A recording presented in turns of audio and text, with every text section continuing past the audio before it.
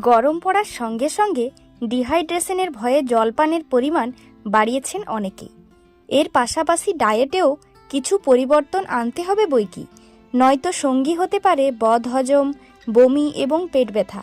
আর ঠিক এই কারণেই গরমে যেমন হালকা খাবার খেতে হবে, তেমনই শেষ পাতে জায়গা করে দিতে হবে দইকে। তবেই শরীর একদম চাঙ্গা থাকবে। তাই আগে দইয়ের পুষ্টিগুণ তো জানতেই হবে, তারপর তো ডায়েটে দই রাখবেন। চলুন তাহলে জেনে নেওয়া যাক। পুষ্টিতে ভরপুর দইয়ে রয়েছে ক্যালসিয়াম, ভিটামিন ডি, বি12, ফসফরাস এবং পটাশিয়াম। এসব পুষ্টিগুণেই শরীর একেবারে খাসা থাকবে। প্রোবায়োটিকে ঠাসা। প্রোবায়োটিক ভরে ভরে রয়েছে দইতে। এর গুণেই পেটের স্বাস্থ্য ভালো থাকবে। ফলে দূর হবে ব্লোটিং, গ্যাস, বদহজম এবং ডায়রিয়ার মতো গ্যাস্ট্রোইন্টেস্টিনাল সমস্যা। ঠিক থাকবে ইলেকট্রোলাইটের ব্যালেন্স। গরমে শরীরকে হাইড্রেটেড রাখতে সাহায্য করবে দই। এমনকি দইতে পটাশিয়ামের মতো কিছু ইলেকট্রোলাইটের ব্যালেন্স ঠিক রেখে হিট স্ট্রোকের ঝুঁকি কমাবে অনেকটাই। নিমেষে ঠান্ডা হবে শরীর।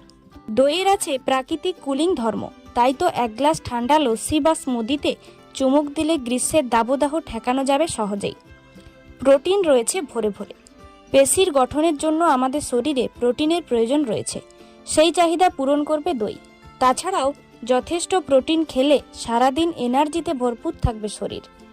ওজন থাকবে হাতের মুঠোয়। এক বাটি দই খেলে পেট ভর্তি থাকবে অনেকক্ষণ। ফলত খাই খাই ভাব কমবে, যে কারণে ওজন থাকবে হাতের মুঠোয়। ইমিউনিটি বাড়বে তরতরিয়ে। প্রোবায়োটিক সমৃদ্ধ দই খেলে ইমিউনিটিও তরতাজা থাকবে।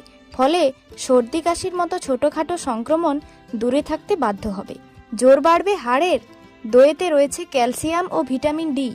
এই দুই উপাদান হাড়ের স্বাস্থ্যের জন্য ভীষণ উপকারী। এদিকে দেহে ক্যালসিয়াম শোষিত হতে সাহায্য করে ভিটামিন ডি।